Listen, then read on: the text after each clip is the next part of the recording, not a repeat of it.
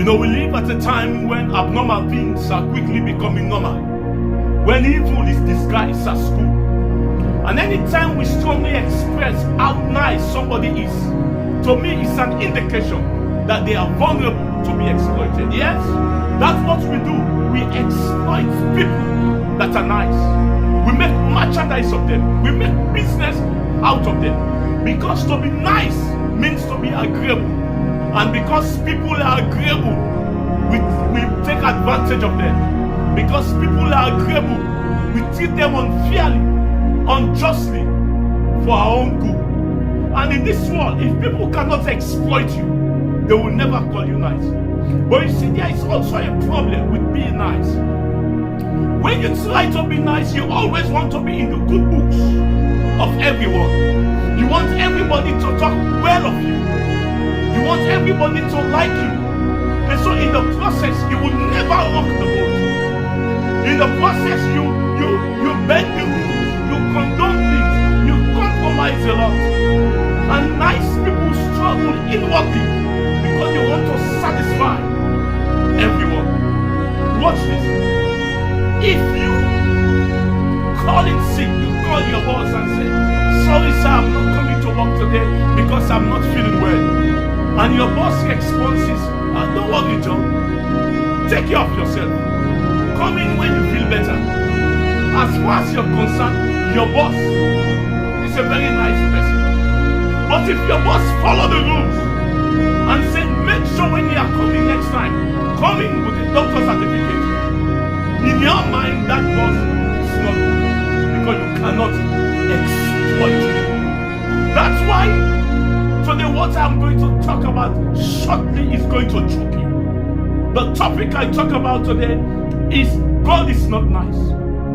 Yes, because God cannot be exploited.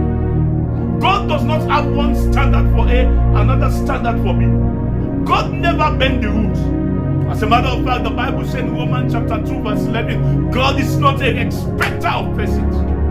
In Hebrews chapter 12 verse 6, the Bible says God says, I chastise, I discipline those whom I love. These days we use euphemism that are not in the Bible so that we can hide the consequences of our actions. We sing about how the niceness of God, but God is not nice. God is just. Just means He is morally right and He is fair. That's why the key point I want to make here is whatever action we take, whatever we do, there are consequences that come alongside with them. I know God says, I will forgive your sins, I will remember your sins no more. But God does not obliterate the consequences. Unless otherwise, God chooses to obliterate the consequences. But the consequences are always there. So that I'm making this point is, whatever decision we take in life, whatever thing we do in life, we should also note that the consequences are not purely individualistic. There are some children today who have changed their surname because of what their parents did yesterday. Let me give you a classical example.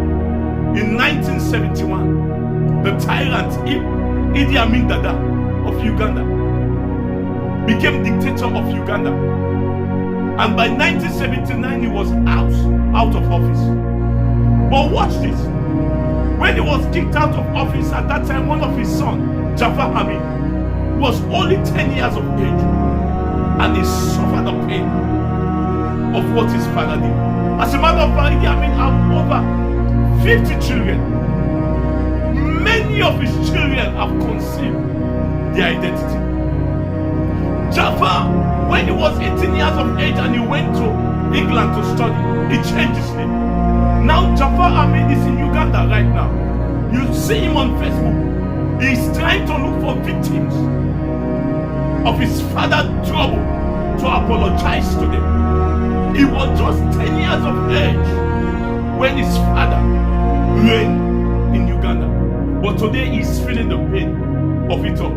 I want you to note this. We are saved by grace through faith. but we are judged by works. And our works are the proof for our faith. You know, in the scriptures, when Saul of Tarsus became Paul and he was called by God, all of the apostles were angry about him. They said, Jesus, this man who was persecuting Christians, you call him? And Jesus said, don't worry, you will see how much he will suffer for my name's sake.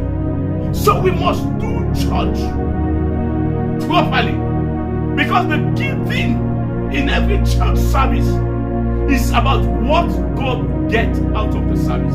It's not what we get out of the service. The service can be 10 hours, 3 hours, 2 hours. It's not about what you get out of the service. It's what God gets out of it. Because it was a Samaritan woman who asked Jesus, say, Jesus, where should we worship?